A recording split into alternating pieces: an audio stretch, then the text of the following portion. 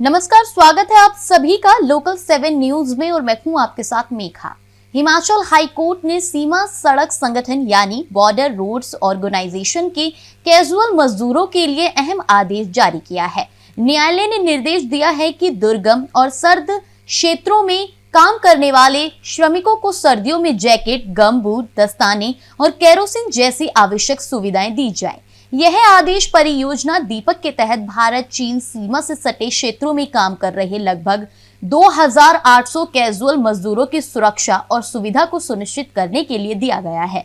इन क्षेत्रों में तापमान 5 से 40 डिग्री तक गिर जाता है और मजदूर समुद्र तल से लगभग 15,000 फीट की ऊंचाई पर काम करते हैं। अधिकारियों ने अदालत को बताया है कि अब तक 2292 मजदूरों को विंटर जैकेट दी जा चुकी है, जबकि कुछ को गमबूट, ऊनी मोजे और टोपी भी प्रदान की गई है। न्यायालय ने सख्त टिप्पणी करते हुए कहा कि सीमावर्ती क्षेत्रों में सड़कों का रखरखाव करने वाले श्रमिकों को सुरक्षा सुनिश्चित करना नियोक्ता का अनिवार्य दायित्व है।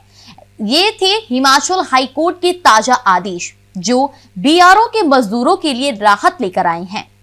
आज एक प्रेस वार्ता का आयोजन किया गया। बताना चाहेंगे खासकर जो मजदूरों की आवाज अक्सर जो इंटक उठाता है, चाहे अध्यक्ष हरदीप बाबा की बात करें, जो इंटक की पूरी कार्यकारिणी तन मन धन से हमेशा मजदूरों को उनका हक दिलाने के लिए प्रयास रहती है। ऐसे में खासकर जो किन्नौर और लाहौल स्पीति की अगर हम बात करें, जो बीआरओ में जहां पर मजदूर कार्य करते हैं, उन्हें मोटे वस्त्र नहीं मिलते थे, जिसके चलते काम करना बेहद कठिन हो जाता था। जबकि अगर पर्यटक भी वहां जाते हैं, आप देख सकते हैं कि इतने अधिक कपड़े पहनने के बाद वो ठहरते हैं, लेकिन वहां काम करना बेहद ही मुश्किल भरा होता है। फिलहाल इस समय हमारे बीच बातचीत करने के लिए मौजूद है जो इंटक के उपाध्यक्ष बिहारी सौगान। इनसे पूरी बातचीत करने का प्रयास करेंगे। धन्यवाद जी। ये राज्य इंटक की तरफ से मैं इंचार्ज हूँ बॉर्डर रोड ऑर्गेनाइजेशन के जो मजदूर है, और हिमाचल प्रदेश में हाइडल प्रोजेक्ट है उसका मैं इंचार्ज हूँ। और माननीय हमारे अध्यक्ष इनके साथ बातचीत करके हमने लास्ट ईयर ये किया था कि अगर हमको आधारभूत सुविधा नहीं मिलती तो हमको कोर्ट में जाना चाहिए। तो ऑनरेबल हाई कोर्ट में हम लोग 7 जनवरी 2025 को गए थे। जो सामरिक रोड है, ये हिंदुस्तान तिब्बत रोड 1961 के बाद, मई 1961 के बाद ये दीपक प्रोजेक्ट मिला, जिसका मुख्य जिम्मेवारी थी हिंदुस्तान तिब्बत रोड का कंस्ट्रक्ट करना और बॉर्डर रोड तक आर्मी के लिए सड़क का असेस करना, आर्मी इजीली पहुंचे। उसमें हमारा जो मजदूर काम कर रहा है हिमाचल प्रदेश में लगभग 5500 से 6000 मजदूर है। बीच में थोड़ा फ्लक्चुएशन हो जाती है, कोई छुट्टी चला जाता है, तो जनरली 5500 से 6000 के बीच मजदूर है। उसकी जो बेसिक चीजें सर्दी के लिए जो मिलनी चाहिए आधारभूत सुविधा, वो उनको मिलती नहीं थी। इस बात के लिए हम लोग है, और हम ऑनरेबल हाई कोर्ट को राज्य कमेटी की तरफ से, इंटक की तरफ से हम धन्यवाद करते हैं कि उन्होंने मजदूर के पक्ष का जो है उन्होंने डायरेक्शन दी है। अब इसमें फाइनल डिसाइड नहीं हो, लेकिन डायरेक्शन इसमें आ गई है, जिसमें 7 चीजें देने को इन्होंने बोला है। जिसमें विंटर जैकेट है, उसमें शूज है, सेफ्टी शूज है, जुराब है, वुलन कैप है, ट्राउजर है, ग्लव्स है, और साथ में मजदूर को अपने शरीर को गर्म रखने के लिए मिट्टी तेल देने के लिए भी बोला है। ये बहुत बड़ी अचीवमेंट है, क्योंकि जो हमारा कॉन्स्टिट्यूशन का राइट है, right to live with dignity.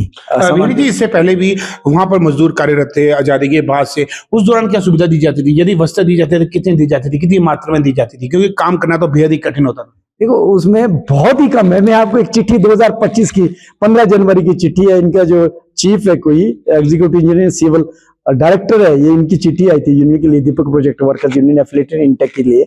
उसमें बोला है कि हमने इस बारी जो सर्दी में दिया, विंटर में, पिछली जो सर्दी में 930 जैकेट दी थी, जबकि मजदूर काम करता वहां पर 2620। और दूसरा मजदूर जो जुड़े, अगर निचले वाला मजदूर, तो 510 वो मजदूर, तो टोटल ये 3100 हो जाता है।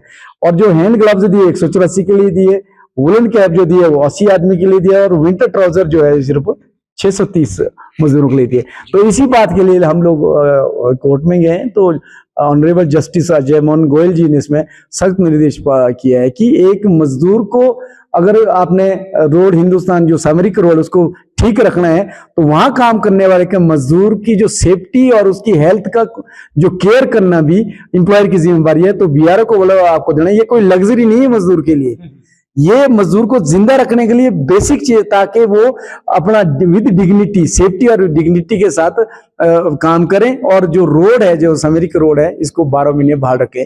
बिहारी जी, वहां पर देखा भी जाता था छुट्टियां केवल मात्र 3 दी जाती थी। कौन कौन सी छुट्टियां दी जाती थी, लेकिन अब आने वाले समय में क्या रहेगा? देखो, इसमें 3 ही छुट्टियां मिलती है, 15 अगस्त, 26 जनवरी और 2 अक्टूबर। ये 31 जुलाई 1962 का एक सर्कुलर है ministry of road and transport का, उसी को ये लागू करते हैं। ये तो बोलते कि यहाँ पर तो कोई कानून लागू नहीं होता है। हमने बोला इनको कि भी अगर कानून लागू रहते हैं इनको रेगुलर करता। अब आर्मी की बात कर रहे हैं आप लोग, जब ये कैजुअल पेड लेबर है, आपका रेगुलर नहीं है, तो इस पर देश के जो श्रम कानून सारे लागू हो।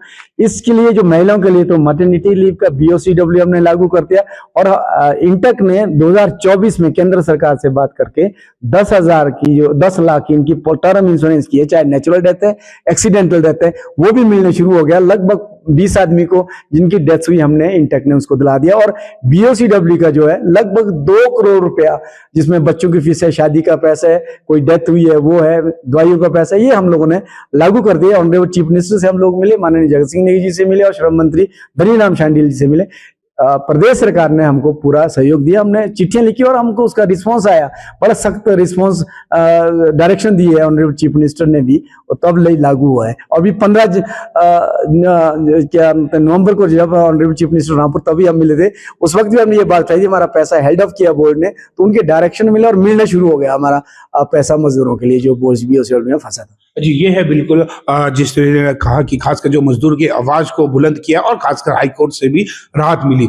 किस तरीके से आपने देखा कि जो इंटक के उपाध्यक्ष बिहारी जी ने स्पष्ट रूप से कहा कि खासकर जो मजदूरों की आवाज को बुलंद करने के पश्चात आज उनको उनका हक दिया जा रहा है। कामेश्वर शर्मा की रिपोर्ट शिमला से।